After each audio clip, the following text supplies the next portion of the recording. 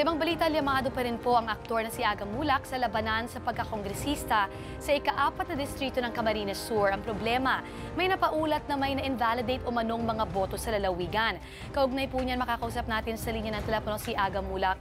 Magandang tanghali, Aga. Magandang tanghali sa iyo at magandang tanghali sa lahat ng nanonood at nakikinig. Oo, is it too early to say Congressman Aga? Aga lang. Kamusta ngayon? Kamusta ka ngayon habang inaabangan yung resulta ng bilangan? I'm okay naman. Medyo naninibago lang ako dahil meron ang ganitong kaguluhan ngayon. And it's funny because yung kabilang grupo nagsasabi na panalo na sila and they're leading by panalo raw sila ng 2,000 votes. And sabi ko, how can that be? We're leading so much and then now sila na ang lamang ng 2,000. So we tried to hinanap namin kung bakit. And then ngayon, nalaman na namin, we were getting all the ERs.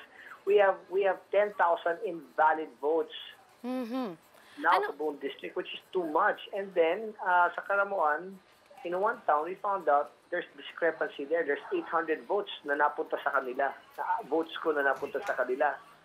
Paano nangyari yun, Aga? Paano nangyari yun? What does it mean when you say may mga na-invalidate na vote, na mga boto? Yeah, there's mga votes na hindi na invalid, na hindi validate, no? So parang not counted yung votes. But how can you not count that when that's 10,000 votes? Now, if they're saying that they're up automatic now bigla ng 2,000 votes and then there's 800 votes in Caramuan in one town na discrepancy. So I'm having the 9 towns checked right now. You know, it's nakakalungkot. Una, sasabihin ko lang to, no? If talo ako sa laban na to, I will be the first to admit and accept it, you know?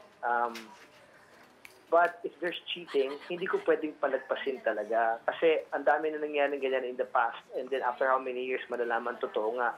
So I can't be quiet because madaming bumoto para sa akin. I need to protect their votes. You know, I really need to do that.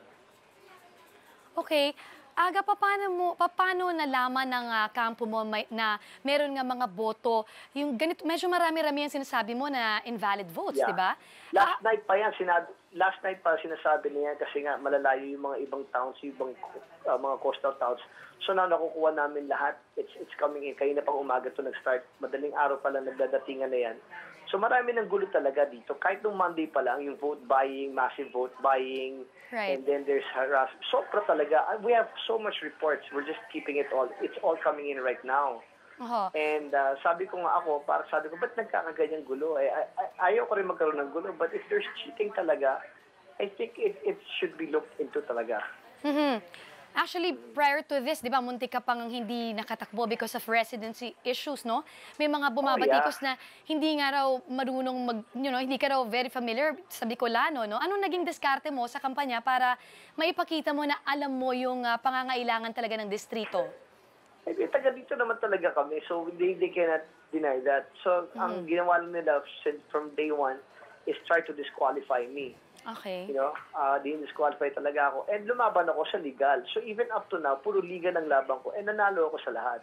So even up to now, kahit binabraso nila ako, lalaban ako sa legal talaga. And they cannot harass me. Hindi ako papayag. Kung inaharas nila ang buong distrito, then hindi ako magpapaharas sa kanila. Anong preparations na ginagawa ng kampo mo ngayon, no? Para ma-oppose itong mga kumukontra ba? Yung mga sinasabi mo, mga votes na meron kaming 10, I have like mga 10 to 15 lawyers right now here in the house, and they're all working on this. All the paperwork, tine-check namin lahat because hindi ko pwedeng palagpasin talaga to. But you know what? Gusto ko lang sabihin, if I find out na talo talaga ako, legal, talo ako, I will be the first to concede and accept that. Yeah, but in case you win, no? Tuloy-tuloy na ba ito? What are your plans? Paano ang show business, Aga? Tuloy-tuloy pa rin naman yan, you know, I can't leave that naman. Mag-iiba lang ako ng konti ang priorities ko, but I still have to oblige to my contracts, no? I still have to make do of my contracts. And then, kaya naman gawin yan. Kaya naman gawin yan. Aga, maraming salamat sa oras mo at sana maayos ang lahat.